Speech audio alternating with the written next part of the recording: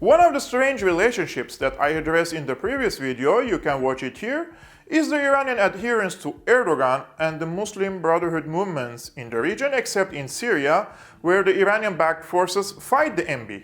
In this video, I will address the reasons behind this unholy alliance.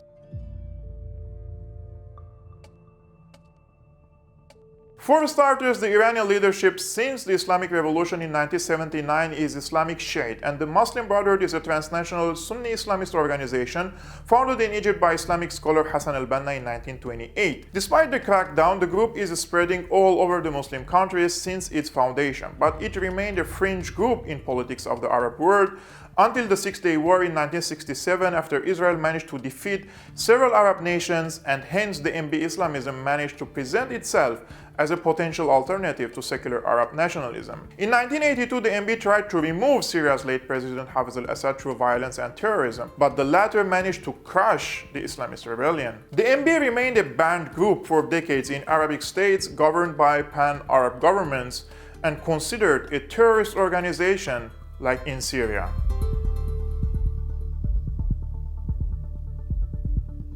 The MB didn't lose hope and worked silently in gaining social influence through mosques, financial support to the poorest classes, and ideological indoctrination until the Arab Spring erupted in 2010, when the MB took the opportunity to present itself as a real alternative for the corrupt regimes. Therefore, the Arab Spring brought the MB legalization and substantial political power and paved the way for the legalization of both the Tunisian Islamic Party Ennahda and the Muslim Brotherhood of Egypt in 2011. In October 2011, Ennahda party won 37% of the vote, making it the strongest party in the Tunisian legislature, and hence formed a government till 2014, which preceded by an uproar in a traditionally secular country over Islamization and assassinations of two secular politicians. In Egypt, the 2012 presidential election brought candidate Mohamed Morsi as Egypt's first MB president until 2013, when he was ousted by a military coup led by Marshal Abdel Fattah al-Sisi. Similarly, in Syria, the MB, with the help of Qatar and Turkey, managed to trigger a war in 2011, which is lived till today, but the Islamist party lost its second chance in Syria after the first attempt in 1982.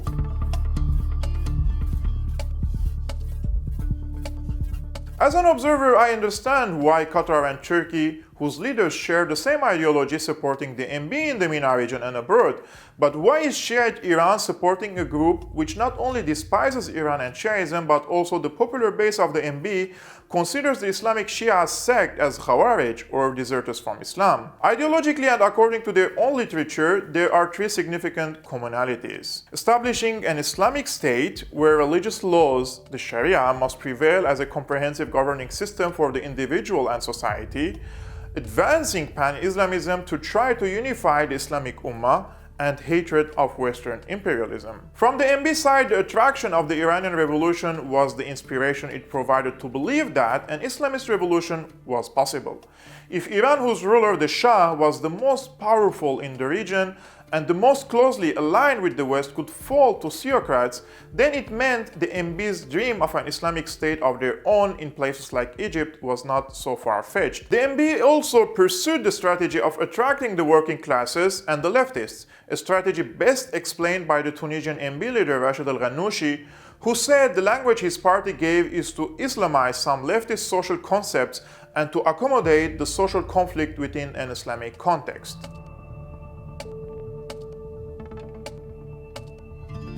In Iran's relationship with the MB, geopolitics plays a crucial factor. For example, when the Syrian MB revolted against Hafez al-Assad in the 80s, it received vast support from Assad's Ba'athist rival in Baghdad, Saddam Hussein, whereas Iran, then engaged in a brutal war with Saddam Hussein, supported Assad in his struggle with the MB. Similarly, when the MB revolted against Bashar al-Assad in 2011, Iran sided with Assad against the MB. Odd enough, while former President Morsi cut Egypt's diplomatic relations with Syria and declared jihad against Assad, Morsi had improved Egypt's relations with Iran, and in 2012, Morsi himself visited Iran, the first visit of an Egyptian leader in Iran since the 80s, when the two broke off diplomatic relations. Then the former Iranian President Mahmoud Ahmadinejad attended an Islamic summit in Cairo in 2013. Another Iranian MB connection is undoubtedly Hamas, which also receives support from Qatar and Turkey.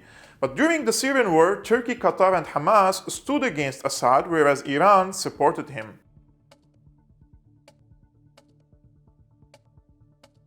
In November 2019, The Intercept and The New York Times released leaked Iranian intelligence document detailing Iran's cooperation with the MB. The two sides are natural adversaries in the long-running religious and ideological conflict between Shia and Sunni Muslims. In Iraq, Iran has been supporting Shia forces that have clashed with Sunni groups, and in Syria, Iran is an ally of President Bashar Assad, who has been fighting radical Sunni terrorists for almost 9 years. Despite these fundamental differences, both sides have begun negotiations to initiate a secret rapprochement which took place in particularly tense Middle East geopolitical context, especially with the rise of Daesh in Iraq and in Syria in 2014, and Riyadh's support of Marshal Abdel Fattah al-Sisi, who removed MB President Mohammad Morsi in 2013. The source claimed that the MB leaders emphasized during a highly classified meeting with the Iranians in Ankara in 2014 that they should focus on joint grounds for cooperation. They also suggested that Iran and the MB join forces against Saudi Arabia, their common enemy, and discussed possible collaboration in Yemen. The MB said during this meeting that Yemen seemed to be the appropriate terrain for such a war given the influence of both parties on Shiite and Sunni tribal components. Iran being able to rely on the Houthis in Yemen, while the MB had total control over Sunni tribal armed factions thanks to the MB's Islah movement and its alliance with tribal leaders. As we see, even in the heightened sectarian atmosphere in the Middle East after the Arab Spring, the Islamists have more in common with one another than with the general masses who are trying to build and rebuild normal lives after a period of turmoil. As such, the likelihood of cooperation will remain high, and policymakers should have this in mind when trying to construct a strategy to contain Islamist movements in the MENA region. I've been your host, Georg Almasian of Syriana Analysis. Credit goes to the Patreon community that supports this channel financially on a monthly basis. If you like to support Syriana Analysis as little as $2 per month, please visit patreon.com/SyrianaAnalysis, link in the description below.